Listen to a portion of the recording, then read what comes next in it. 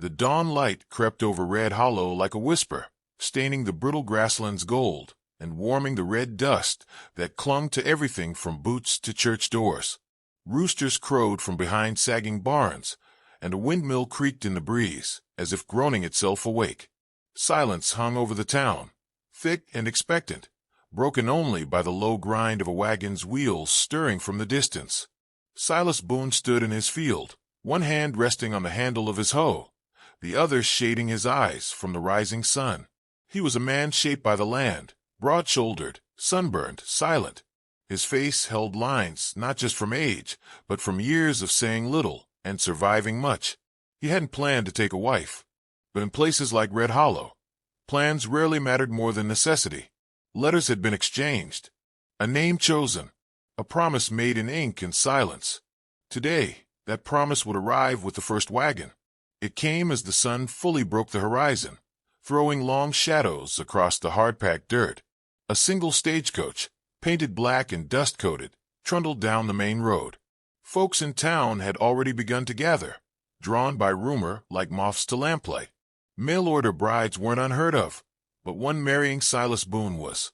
The man barely spoke, never smiled, and kept to himself like a secret. The coach stopped just short of the field's edge. A coachman climbed down, opened the door, and out stepped a woman in a pale blue dress and a traveling bonnet pinned neatly beneath her chin. She moved with care, not like someone afraid, but like someone calculating each step. She looked at the crowd, then at the man in the field. Her eyes found his, and something passed between them, not love nor fear, but recognition, as though both knew what they were about to become. She walked toward him without hesitation, her skirts catching dust. "You must be Mr. Boone," she said, voice smooth but firm.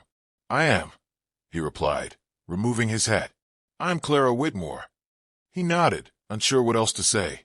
From her satchel, she produced a folded letter with a red wax seal. He opened it, read the familiar words, and gave her a single, respectful nod. Then he turned toward the small wooden church at the edge of the field and motioned.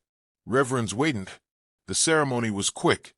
Reverend Black, a rail-thin man with trembling hands, performed it right there in front of God, dirt, and a dozen townsfolk whispering behind hands and mustaches.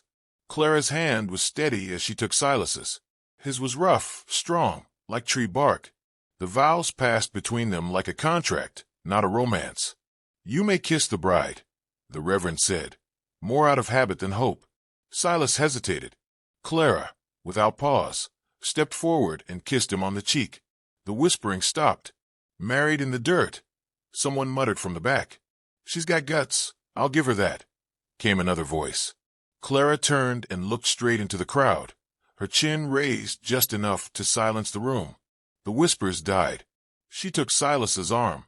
"I'll need a place to wash up," she said quietly, "and I expect to start working with the livestock tomorrow." He nodded again and led her toward the cabin without a word.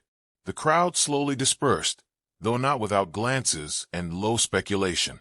Far off, on the ridge that overlooked Red Hollow like a jagged brow, 3 figures on horseback sat still.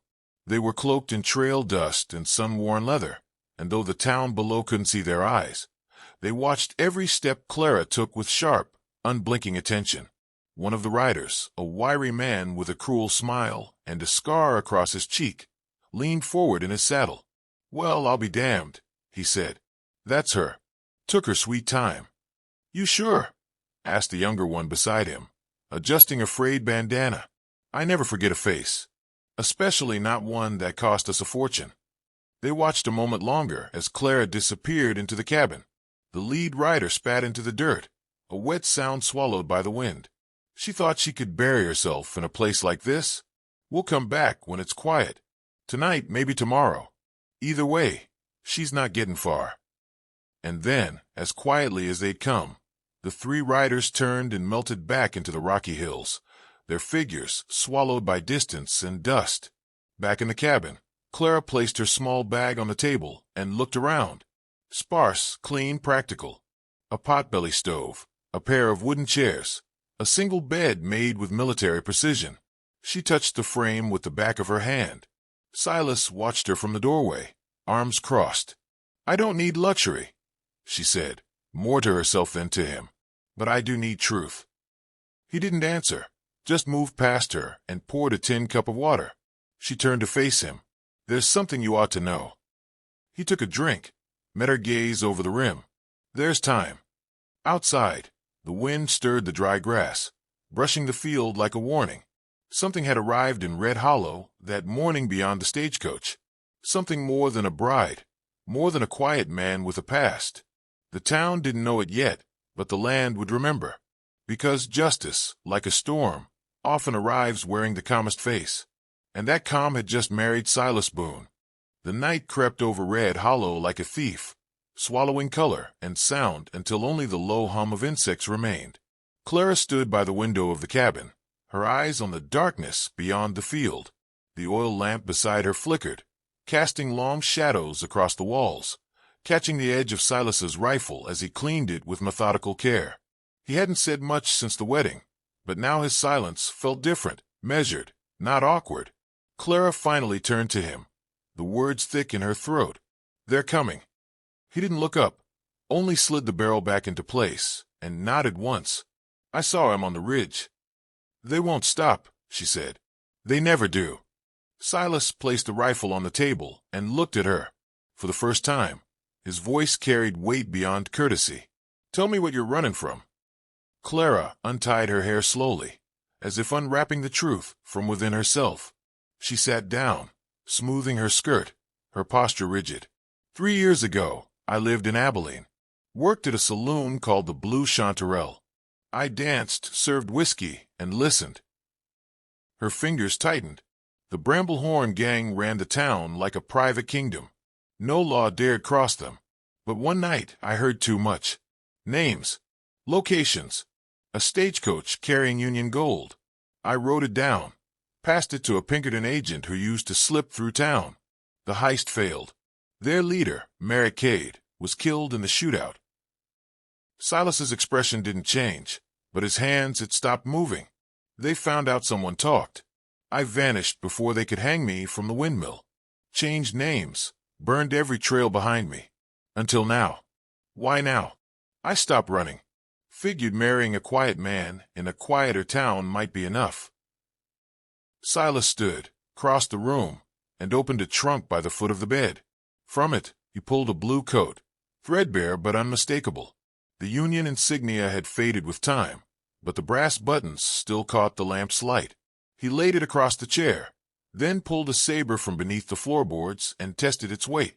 "You weren't the only one who vanished," he said. "You a deserter?" "No, just tired of killing men who wore the same flag."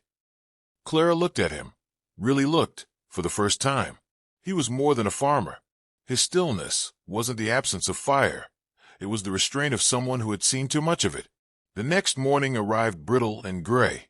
Clouds gathered low, and a strange tension hung in the air, as if the sky itself was holding its breath. The 3 riders from the ridge came into town just past noon, their horses foaming at the flanks. The lead man, scar-cheeked, cruel-eyed, dismounted in front of the saloon and kicked open the door. Inside, glass shattered, chairs overturned, and silence fell. Sheriff Tillman stepped out of his office, shotgun in hand but voice uncertain. "We don't want no trouble." The scarred man laughed. "Trouble ain't up to you, lawman. We're looking for a woman. Name's Clara. Or maybe she goes by another now. Stole something from us years ago. She's here. We'll be talking her." Tillman swallowed. His fingers twitched near the trigger. "Ain't no woman here like that." "You sure? Pretty thing. Brown hair, fire behind the eyes." He grinned. "Saw her yesterday get hitched. Fine dress for a fugitive." Behind a shuttered window, a child peered out. Down the street, the blacksmith stopped hammering. The entire town seemed to freeze beneath the weight of those words. In the cabin, Silas was already strapping the rifle to his back. Clara checked the derringer hidden in the folds of her dress and pulled a folded piece of paper from her satchel. A map. She laid it on the table. "There's a place by the church," she said. "Basement beneath the foundation. Crawl space from the west wall. It's where I kept records for the Pinkertons. Still might have supplies. You'll go there. Lock it behind you. Silas said. I'm not hiding. You're surviving. Their eyes met, no fire, no softness, only mutual understanding. He touched her hand, a quiet gesture of solidarity, then left without another word. That night, Red Hollow held its breath. The sheriff locked himself in his office. Townsfolk dimmed their lamps and drew their curtains. But the gang stayed in the saloon, drinking, laughing too loud, daring anyone to challenge them. Clara moved through the shadows like someone who had done it before. She crept behind the chapel and slipped into the basement. The space was tight, air stale, but she found the old crate she remembered. 2 loaded pistols, 6 cartridges, and a jar of dried beans. Above, thunder rolled. In the distance, from atop the water tower, a figure waited with a long-barreled rifle cradled in his lap. When the hour struck midnight, the gang would come looking, and Red Hollow, so long a forgotten mark on a fading map, would remember its own name. The quiet before the storm stretched thinner by the second. Rain came first, not a deluge, but a fine mist that turned the dust into paste and slicked the wooden planks of Red Hollow's boardwalks. It softened sound, cloaked motion. Lightning flared beyond the ridges, and the air carried the scent of wet mesquite and coming violence. Inside the saloon, the Bramblehorn gang grew restless. Scar-cheeked Merritt's brother, known only as Tob, paced the floor, his boots leaving muddy prints. The third man, Jonah Pike, played cards with himself, eyes flicking to the door with every shuffle. "She's here," Tob muttered. "She's here, and this town's just waiting for us to slip."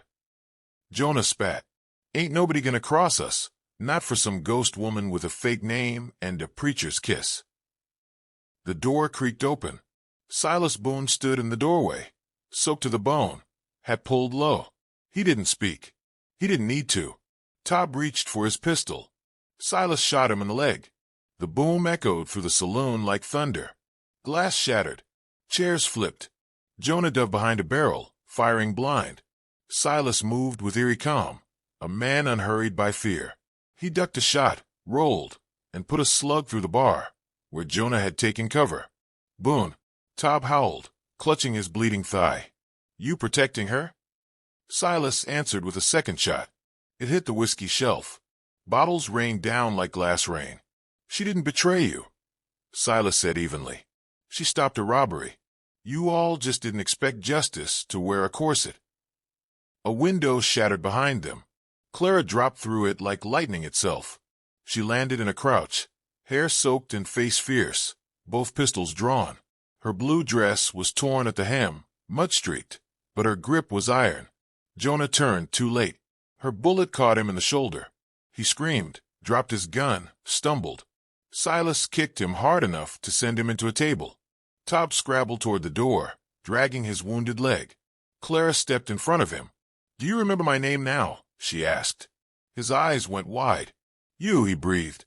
"You're the one who—" She shot the floor near his hand. He froze. "You and your brother made me run. You turned my life to ash.